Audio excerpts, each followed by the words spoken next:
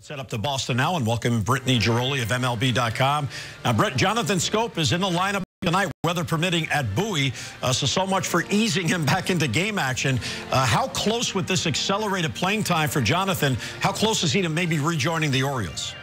Well, Jim, I think if they had a need, he'd be up here right now. And that's what manager Buck Showalter said, that they don't feel like there's any rush on Jonathan Schoop, but if a player goes down with injury, they wouldn't hesitate to bring him back up here. His 5th straight game for Bowie today, so clearly by that, physically, you would think that he feels okay. There's really been no setbacks there. Miguel Gonzalez, who is here in Fenway, said that Jonathan Schoop looks like his old self, turning double plays. And then offensively, of course, yesterday he went 3 for 4, a solo home run, 3 RBIs. So he seems to be on the verge of joining the Orioles. I'd be surprised if he wasn't with them at some point by the end of the week. They've got a lot going on. I think Jonathan Schoop's power bat at the end of the lineup is something that's been sorely missed so far this season.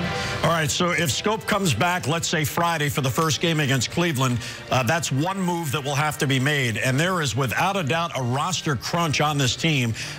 Going into tonight's game, they have 14 position players active, so that's one more than the standard.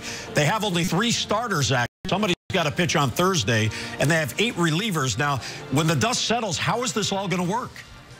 It's going to be crazy, Jim. I think you're going to see Dan Duquette, who's expected here in Boston, probably at some point tomorrow to talk to Buck. They're really going to put their heads together and try to figure out a way to keep some of their best options still around, but yet field a competitive team. They can't continue to go a person short in the bullpen. I think they make an easy move to activate Gonzalez. They probably option either Michael Givens or Oliver Drake, but then after it becomes less clear. You don't want to go with 6 guys in the bullpen. You can't continuously have 7 outfielders. Right now it works because Adam Jones hasn't been playing. You like having that depth, but you have to make a hard decision. And you've seen it already with Cabrera. You've seen it with Alejandro De Aza earlier this season. They've got guys who are out of options. You thought that this was going to happen at some point in time. They can't send these guys down. They're going to risk losing them on waivers. I think guys like David Lowe, Travis Snyder, there's certainly Steve Pearce, Chris Parmalee. These are guys who are all kind of on the fritz right now. They're going to have to weigh the pros versus the cons. Certain guys they have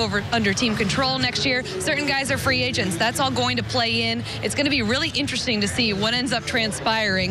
I would imagine Friday is going to be a busy day. As Buck likes to say, we'll save room in our notebooks.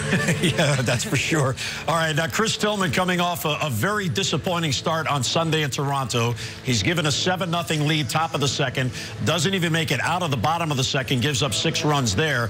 And he has been very inconsistent the entire year. What is the theory about Tillman and why he is in no way the same pitcher he was a year ago?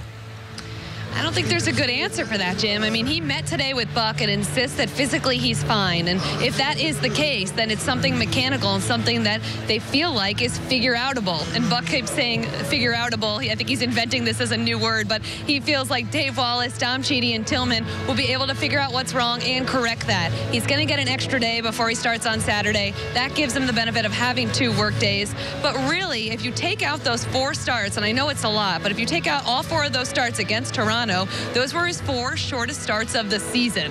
So he has pitched better. He did look like he was turning that corner before his last outing at the Rogers Center. They're going to cling to that hope. They're going to continue to work with him, try and iron out some of his delivery issues. In Toronto, I mean, he only really had his fastball and couldn't really locate that. You can't get by at the major leagues when you're missing, when you only have 1 pitch that's working. They're going to have to figure it out with him. He doesn't have any options. You can't send him to the minor leagues. I know people keep asking about that. And you can't hide them. This is not a roster constructed to hide people. You can't just skip a starter the way this schedule is lined up. So he's going to start Saturday. They're going to hope for the best. And we saw it last year with Tillman. He had a bad start to the season, and he turned it around. It's still late June. They feel like very much so he's capable of turning it around. Well, and I agree with you. The key is those secondary pitches. He seems to have little confidence, if any, right now in those pitches. So he's become predictable, throws the fastball, and the command of the fastball has not been there. Brittany Ghiroli joining us from Fenway Park. Follow her coverage.